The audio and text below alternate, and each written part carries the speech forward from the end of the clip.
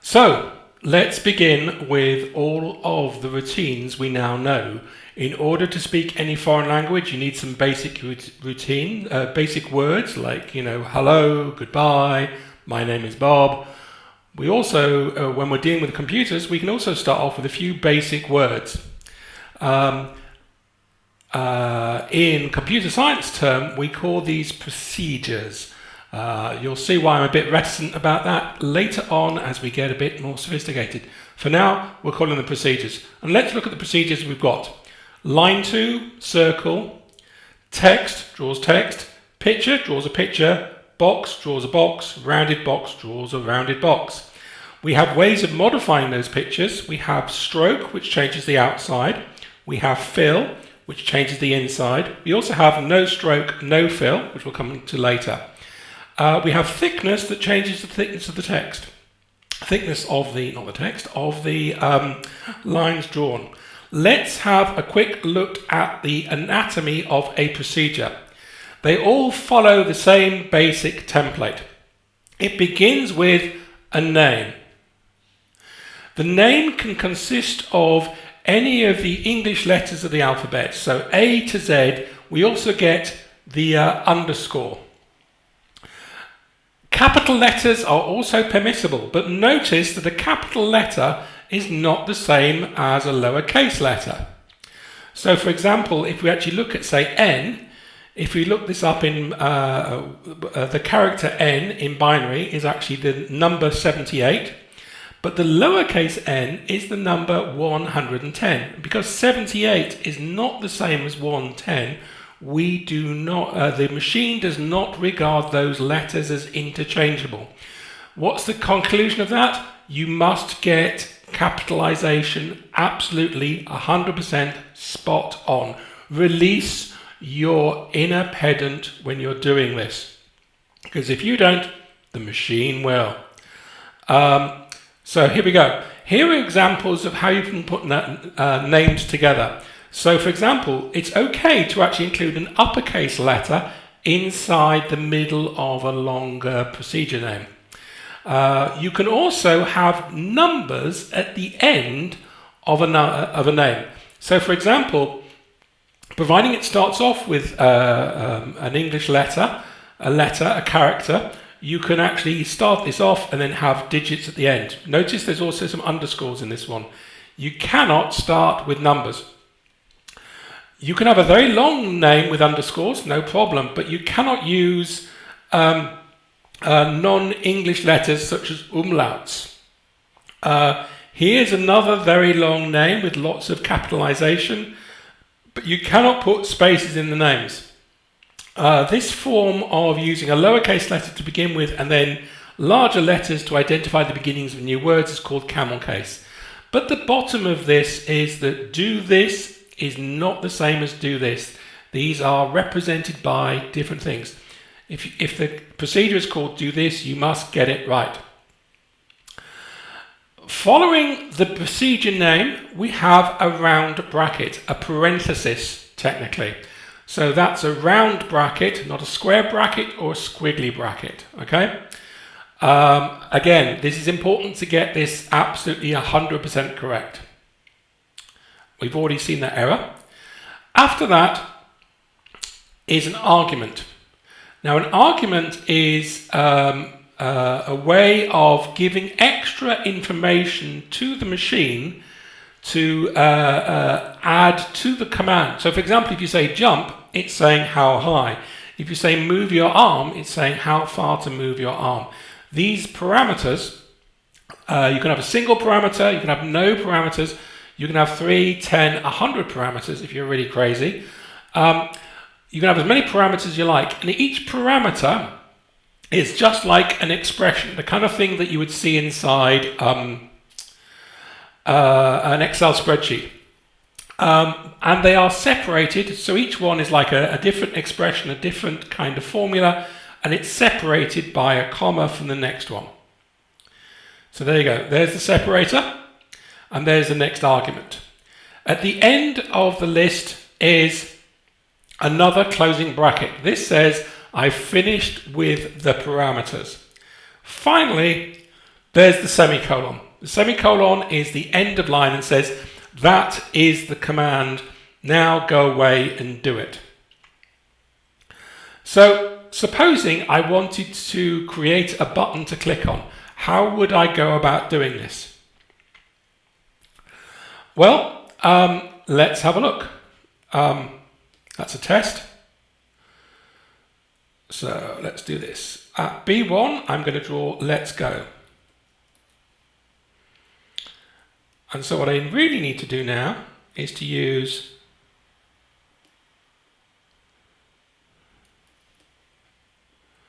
line from B1 to B to G1 to draw a horizontal line. Let's make sure that the thing's on and that we've got stroke set to 0, which basically means it's all black. And let's run that on the device and let's see what's happened. As you've discovered, programming is very exploratory behavior. It's all right to try things out. You can't break the machine, so it's all right to play with things and see what happens. And often we get into this mode where we try things out and we see what works best. Okay, I've tried this out and it starts from B1, which is there, and it goes along to G1, which is there. It's far too far. I want it to go to, let's go to D here. I want it to go to the end of that one. So I want it to go to the beginning of E. So I'm going to change that to E. And we'll run that. Notice when we start the compile process, it gets rid of the old program. We've got this emulated version of Android behind. And in a second, we will see the new version. Okay, that's a bit long, but I'm going to go with that. Okay, so now I need to go line 2. And we want the line vertical, we want the other horizontal line. So that one's going to be fairly easy. That's going to be from B2, because it's going to be the next line down, to E2. Let's run that. Notice that when I'm trying to do something, I never try and do everything in one go, unless I'm incredibly confident and know exactly what I'm doing. It's best to break your problem up and use lots of tiny baby steps to achieve your goals. Okay, here we go. Here's that line. Now I'm going to go from line 2. Notice I need to get the capitalization right, line 2, from E2 to E. So from E2, which is that one. So from E1, which is that place, to E2, which is that one. So from E2 to E1 to E2. Let's run that.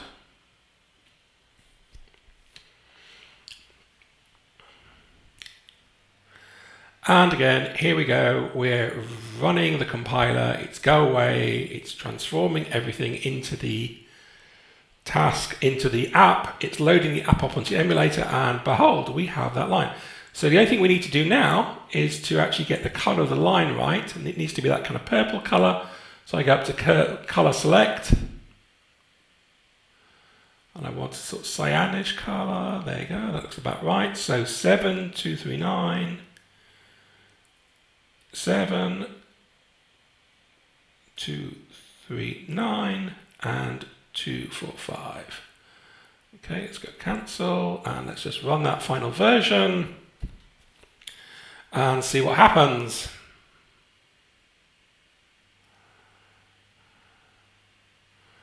And again, the system goes away, it translates the text. Notice these words are actually just ordered vertically. Okay, there we go. That's kind of like what we wanted. That will be good enough for the demo. So that everything you see on an Android app, every app you've ever encountered, basically is formed out of similar commands. Okay, let's go a bit beyond what's going on. What we want to do now is to interact with this code. So I am going to set the fill. Let's start off by just doing all of this code. I'm going to get rid of this. Let's get rid of that.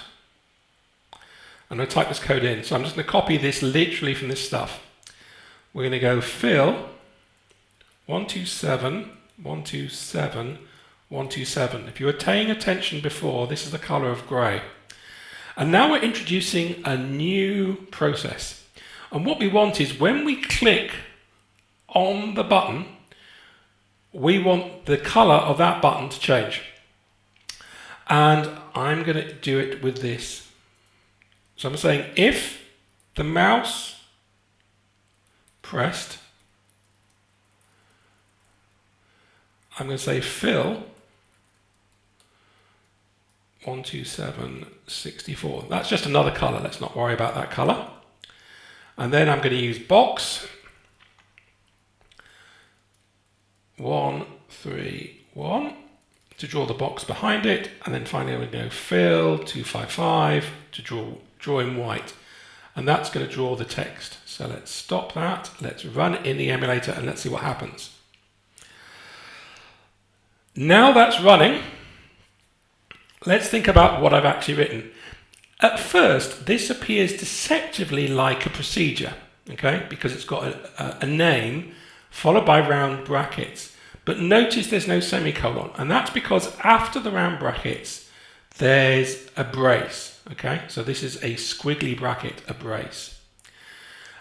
Inside that, there's another piece of code. Okay, let's just go off and let's see it running. So the moment the mouse is up, if I press the mouse button down, you notice it changes color. So I press down, it goes green, I let go, and it goes back to color. So let's try and understand what's going on here. Let's begin by trying to understand what's going on inside these procedures. When an app starts up, it calls this procedure called setup once, and it happens once and only one time. Then it looks for a procedure called draw, and then it executes, it runs, it calls draw 60 times a second. So 60 times a second, this is being called. And it starts off by drawing the background. Let's just change that to no, and we'll watch that run. It then sets the fill color to, on line 12, it sets the fill color to gray. It then says, is the mouse being pressed? We'll come back to it in a second. If the mouse is being pressed, it sets the fill color to that. It then draws the box in the fill color. Okay? So if I draw that, it changes color. If it then sets the fill color to white, and that will change the color of the text, and it draws the text in white. So let's go back. This mouse pressed is what we technically call a variable. It contains a value, okay? You've met variables before. You called them cells. Okay, you've called them a cell in a spreadsheet. It contains a value. It can contain any value, okay? And one way of thinking about a variable is it is a space that contains, it is a container like a jam jar, and this jam jar has a label called mouse pressed, and it has a value inside it. And every time you call mouse pressed, it just looks inside that container and says, does the container contain yes or no? It contains no if the mouse has not been pressed. It contains yes if the mouse has been pressed. Okay, let's just move down. Okay, so this is called once, this is called 30 times a second. Let's have a look at the format of an if statement. So we start off with the if. Notice it's lowercase if, a round bracket, some question. We'll leave that as a blank for later. And the question is ended by another round bracket. You cannot have commas. Next, and most importantly, you need a brace. Now this basically says, I am now recording a special set of instructions which will only be executed if the result of that if statement is yes. Okay? Okay, let's move on. So we could actually say yes. If we run this code, obviously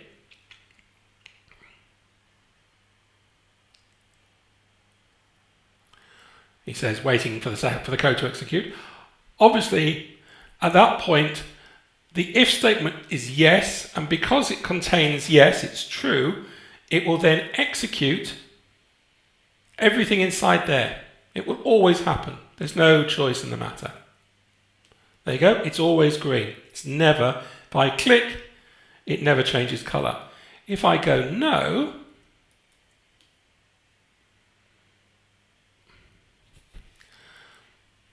then that code here will never be executed. It will never, ever, ever run. Okay? So all the code in this bracket only runs if the code here returns true or false, or yes or no. Notice now when I click, it's never green.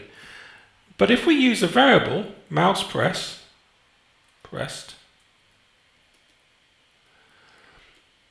it will now change depending upon what's the value in that cell. And the value in that cell is changed by me clicking on the mouse button.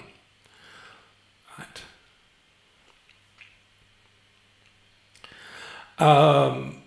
Notice you can have as many more statements in that space as you like. Okay, and let's try press, it goes. And this is pretty good, and just to prove a point, I can actually, if I move this statement into the brace, so notice the brace is here, I've moved the box command from there to there. If I now run that one, what will happen? Think about that for a second.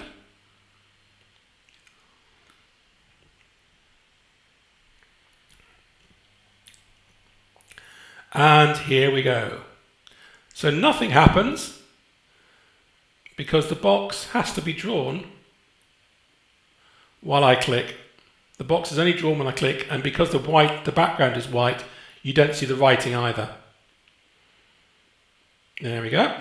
So where you put these commands can change a huge amount, can change the response from the interface a huge amount.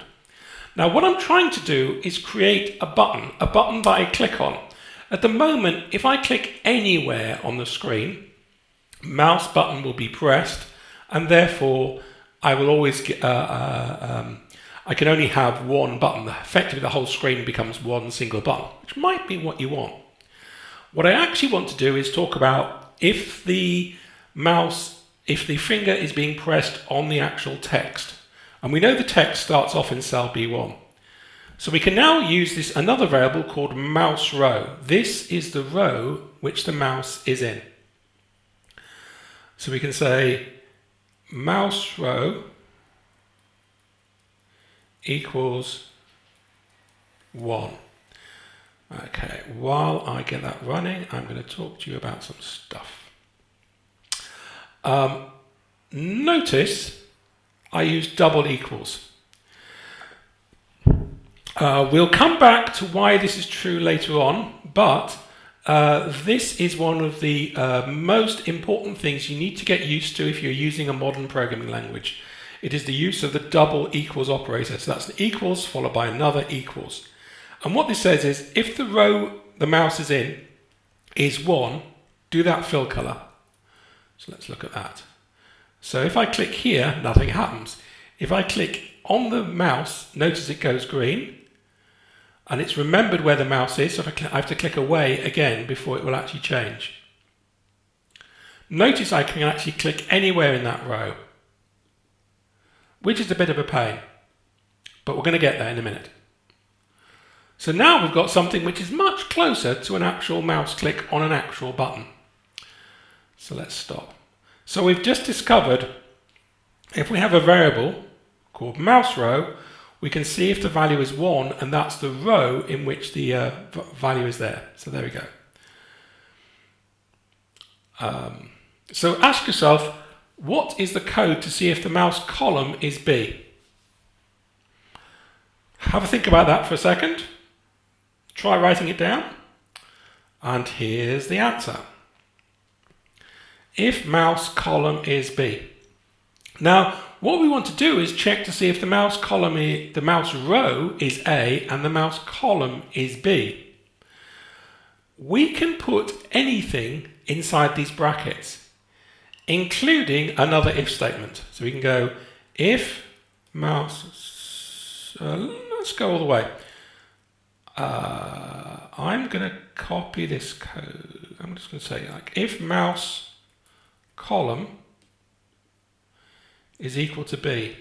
Let's just run that. Run an emulator. Hopefully I've spelled that all correctly. Notice it's a capital C for column. M-O-U-S-E-C-O-L. Yeah. Double equals, got that right, B. Notice no semicolon after the if statement. And let's see the emulator. Here we go. So let's click. Notice I've clicked on it and it's worked, but if I then click over here in the column, in another column or another column thing, and I'll do that again just so you can actually see the columns this time. Let's run the emulator.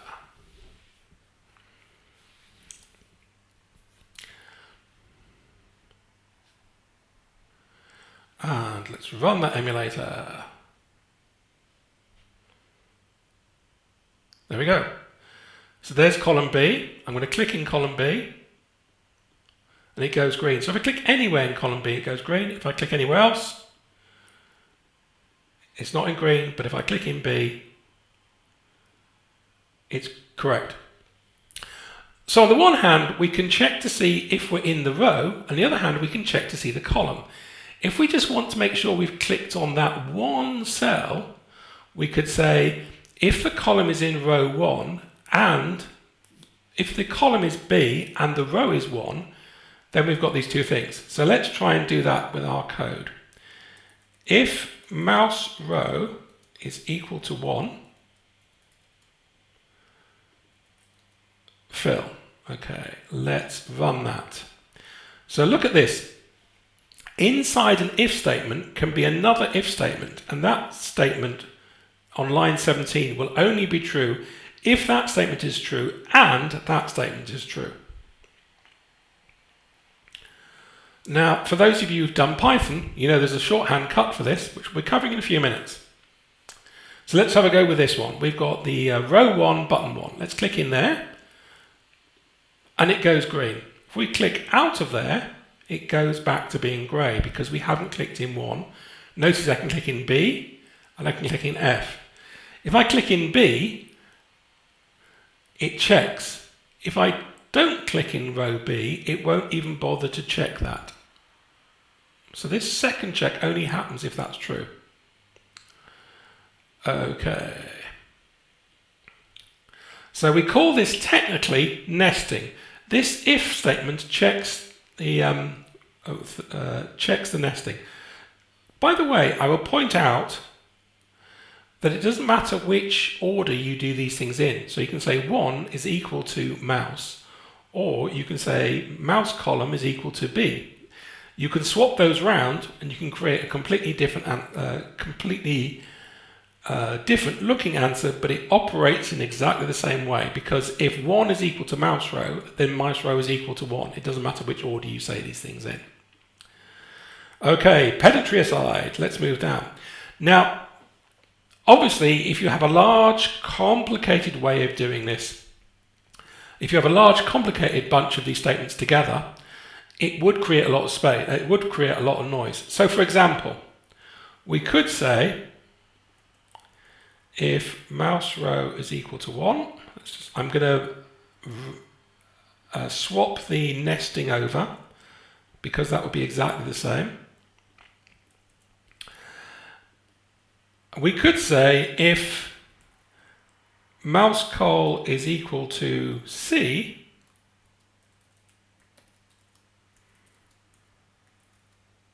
fill that. Okay, let's do that, and let's run that on the emulator. So let's look at this code. If the row is 1 and the column is B, it will go on.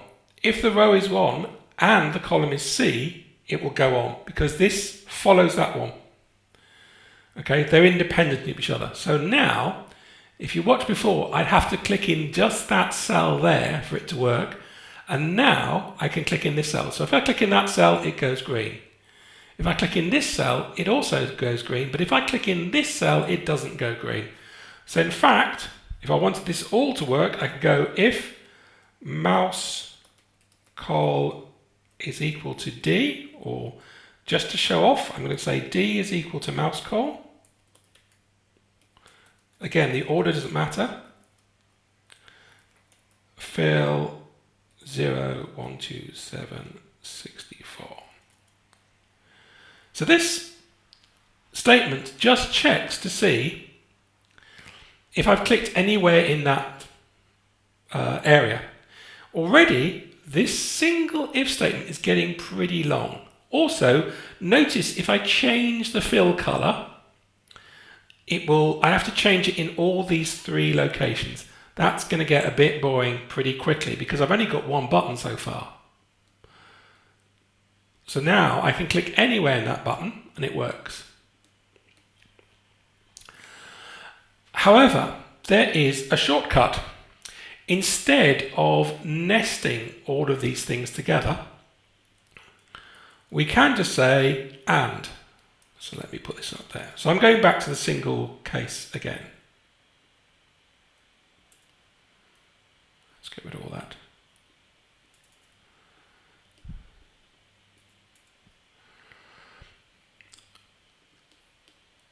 So what have I got here? Let's go back to this. This double ampersand, ampersand, ampersand, means and. So we're saying if the column is equal, if the row is equal to 1 and the column is equal to B, then do the fill. And let's give that a run. Let's run that in the emulator. Ooh, there's an error. I've got too many brackets, and that says, looks like you're mixing active and static modes. Let's get rid of that one. Notice that for every open, there is a close. For every beginning, there is an ending. If you don't keep to that rule, stuff will go wrong. Again, if you get rid of brackets, for every open bracket, there must be a closed bracket. For every open brace, there must be a closed brace. For every if statement, there must be an ending one. And not matching those up can be the source of your problems. If you're having problems, definitely have a look to see if that is the source of what's going wrong. Compilers and programming languages in general are pretty finicky about this kind of stuff. Okay, here we go. So I've gone back to this one cell case, so if I can press this together, and now it goes on because it's in, but I can do that. So what I've really done by using the ampersand is just replace a whole bunch of nested if statements with one simple and statement. Both are equally okay. Most people feel that the shorter syntax is less confusing and easier to read when you get used to it. The important thing is you understand that you can actually make multiple questions have to be answered in order for one thing to happen. What kind of questions can we ask? So far, we've seen the mouse row equals 1, okay? We can also say, is the mouse row greater than 1? Let's give that one a quick go. So if the mouse row is greater than 1 and the mouse column is equal to B. Now what should happen here? If we run that on the emulator, hopefully the greater than and less than signs are familiar from your use on spreadsheets. And what we're saying is, let's look into the value of row. Let's see what the value of row is. Remember, that's going to keep changing, but it will be a number of some sort.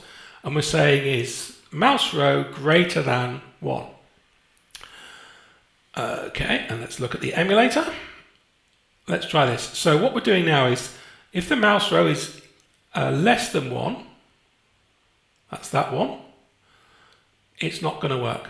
If the mouse row is greater than 1, and the column is B, let's have a look, mouse row is, well, let's try it 1. 1 is not greater than 1. 1 is not greater than 1. But if I click on 2, nothing happens because the mouse column is not thing. But if I click on 2 and it's B, it goes green. Now I can click on 3 and it's green. If I click on C, it's not longer true, but I can click on any of these ones like that. So now, how do I fix the problem about it not matching 1? That's fairly straightforward.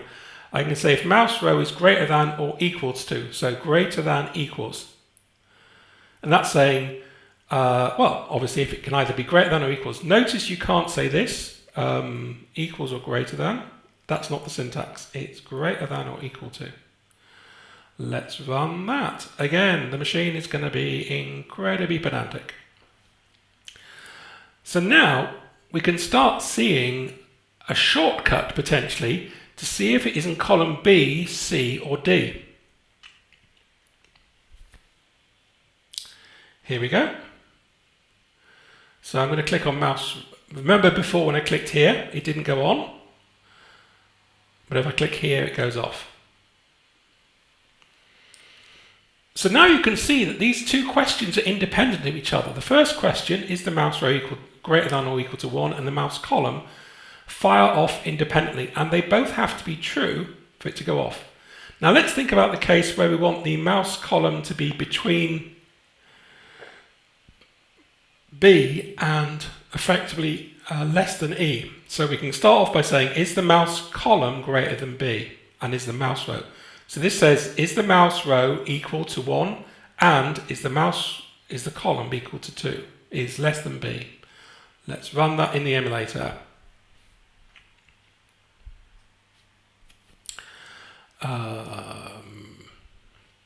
While that's running, why don't you give yourself a second to think about how you might capture it being less than E. So let's try this. If I click in the row 1, it won't work because that's less than B. If I click here, that's also not less than B, not greater than B.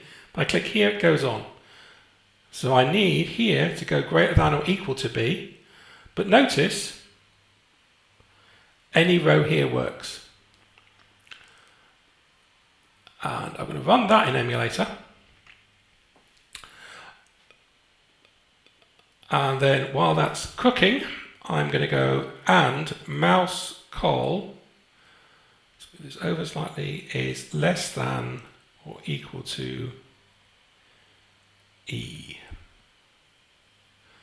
So that code doesn't exist. This is the old version that I just put in the oven a second ago.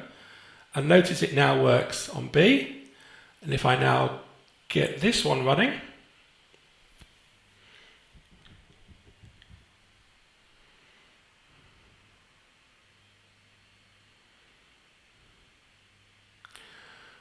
so notice here I'm saying, is the column greater than or equal to B, and is the column less than or equal to E? Let's try this one out. So I click in there, it goes on.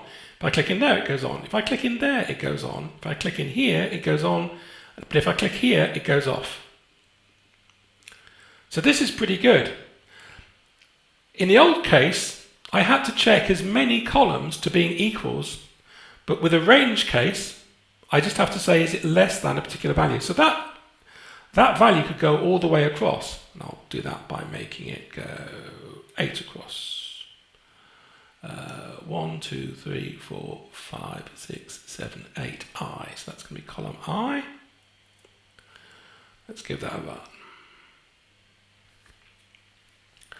So when you're learning to program something, when you're trying to program something new, break it down into smaller steps that you can check. See if each individual step works, and then if an individual step works, add in new code.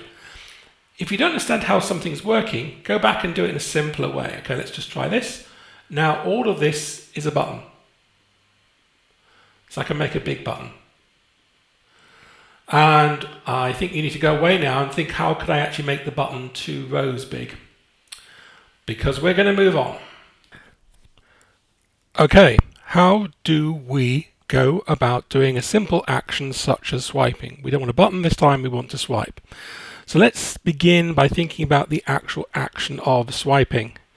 To swipe, you click your finger or mouse on the screen and you drag it left or right, let's just say to the left, to the right, and then you release it.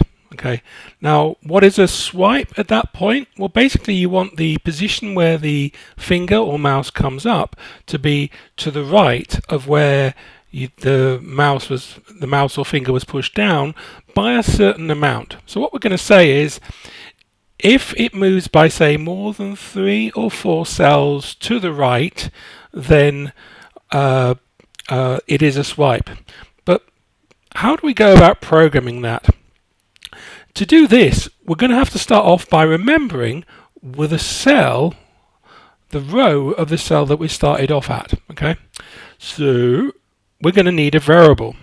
We've been using variables so far, like mouse row. Now we're going to create one. How do we go about creating a variable? Well, this is a very zoomed in piece of text to declare a variable. A variable, remember, is no different from a cell in a spreadsheet, except it has a name rather than the position in space. So rather than talking about A5,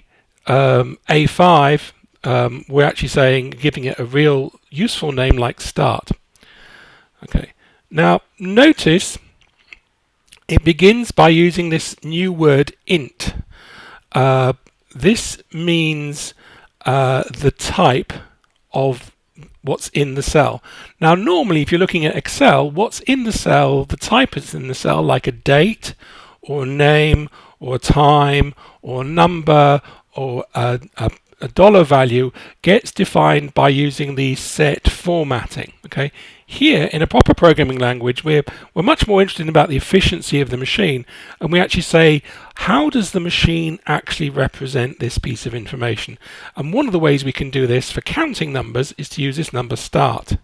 Now, why do we go about using this? Well, let me tell you about the story of the Mars Climate Orbiter. In 1998, the spacecraft was sent towards Mars.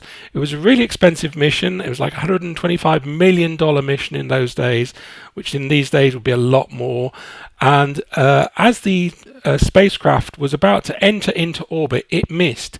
And it missed because the ground-based computer software outproduced units in force pounds, okay, instead of the SI units which had been specified in the contract between NASA and Lockheed. So basically they typed in feet and they wanted meters, and of course those two things don't match up. Now that was a very large and very expensive syntactical error that's made in the software. These errors get made all the time.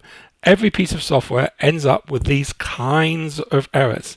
Why does that happen? I mean, think about which kind of calculations make sense. 45 kilograms plus 5 miles. That doesn't make sense. But 4 meters divided by 40 seconds, well, that does make sense because that's meters per second. 3,000 times 8. Does that make sense? Well, yeah, you could have 8 computers, they're $3,000 each, you could multiply them together and that could be the thing. But £5,000 plus $3,000, that doesn't make sense. Remember at school you talked about adding apples and oranges?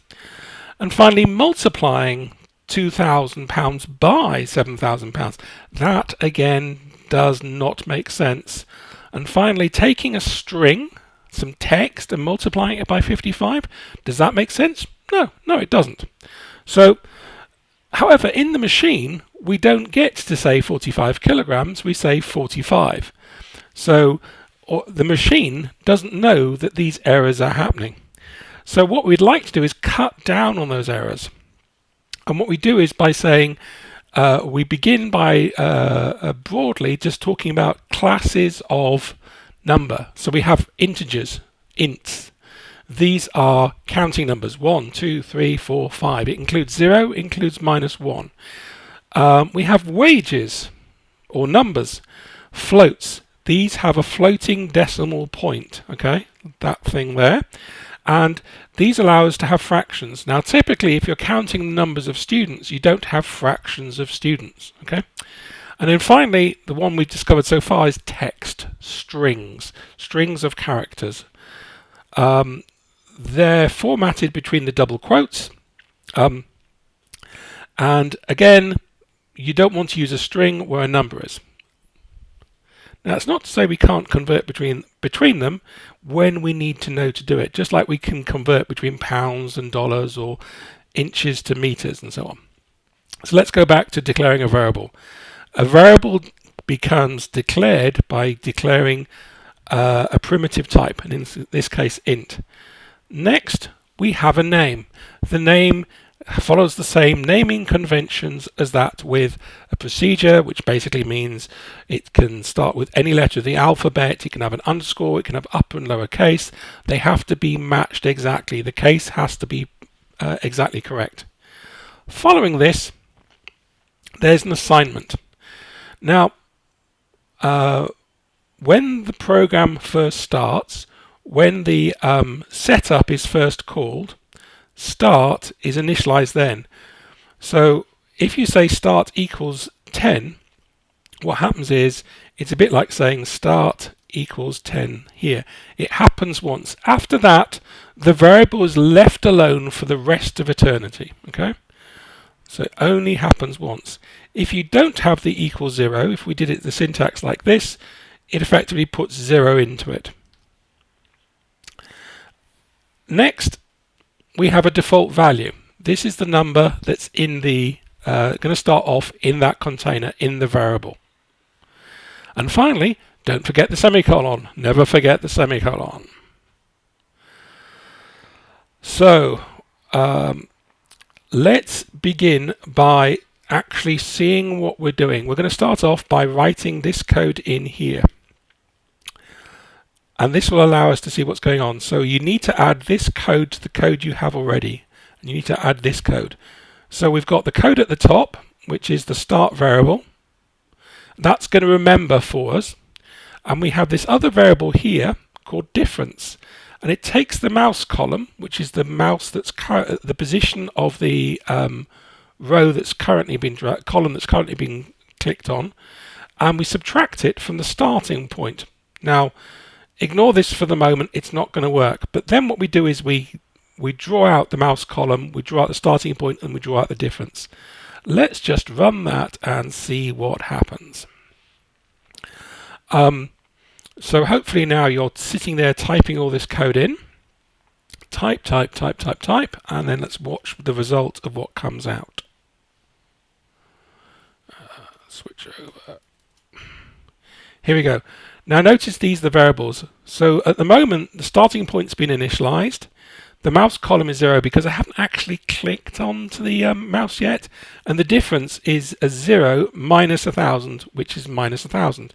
So let me click on row column D, which is column 3, column 1, column 2, column 3. And you notice that every time I do this, the number keeps changing. And if I drag, that number keeps updating as I'm dragging. Remember, the drawing is happening 30 times a second. Every time I move that mouse, that number is changing that many times. Okay, let's do the next part. The next part is to add this code in. Now, this is a new procedure I'm introducing to you now. It's called mouse pressed. This gets called whenever the mouse or the finger gets pressed onto the screen. So let's get that code up. So add that code in now. And what's going to happen is it's going to stick the value of the column into the starting position. While you're typing that in, I'm going to hit run. And we'll see what comes out. So let's remember what's happening. When the finger or the mouse gets pushed onto the screen, we're going to remember where it starts. And then every time the screen is drawn, we're going to subtract the current position from the old position. Okay? Good. Here we go. So let's do it. Now look at that number below. It doesn't matter where I start, so I'm going to start on I. If I have to drag it 3 cells, if I click here, 3 cells. If I click in and go right, notice it goes negative. So now we can discover between a left and a right drag. We can left drag for one thing, right drag for another. Okay, and it's quite common to display the variables. If you don't understand what's going on, just display the variables temporarily and then get rid of them. And I will show you a trick for doing that in a second. So what I'm now going to do is type in a little bit more code. After the difference, I'm going to say if the difference is greater than 3, that means we're swiping right, I'm going to change the color, get rid of the stroke, and then draw a circle at the position of the mouse. Let's do that then. Let's run this. Run in emulator.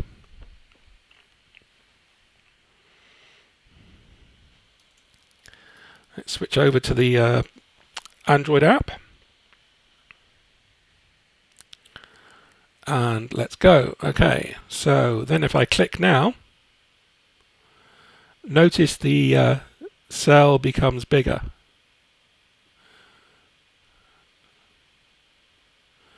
So now I get my swipe effect. So you could tell that here we have the check to see if the if we've clicked on a button or not. And we can combine that with this swiping thing to get a button which, if you swiped upon, gets recognized. So now we've implemented 2 types of interaction. We've got a button that you can click on, and we've got a swiping system that we could work away with as well. So we're going to come to a conclusion here. So what have we learnt? We've learnt that we can use procedures to draw with. We've learnt using vector coordinates. We've mentioned pixels. We've mentioned the flip coordinate system. Remember, it's using the same coordinate systems as spreadsheets. We've discovered some basic variables, including the first basic type, int. We've discovered how to build and run an Android app. We've looked at what an IDE is. We've seen what an if statement looks like, and we've seen how to implement a button and swiping right. We've also had a quick look at the assessment timetable and the assessment process for the course. Okay, so for next week, what to do before your next workshop. You've got 4 hours to work. Firstly, make sure you've filled in the online survey. 2, if you haven't done already, buy a notebook. 3, if you own a computer, download processing from processing.org. Download the Android install. If you're an Android phone, try getting the phone to run your app. If you haven't, you can actually go into the lending library for hardware. That's the one that's opposite Subway, and you can borrow an Android phone if you so wish. You don't have to. Finally, you can download the Android processing book. Look at the website, the Blackboard website for that, and you can try playing, try creating some user interfaces. Okay, thank you very much for attention, and I will see you all next week.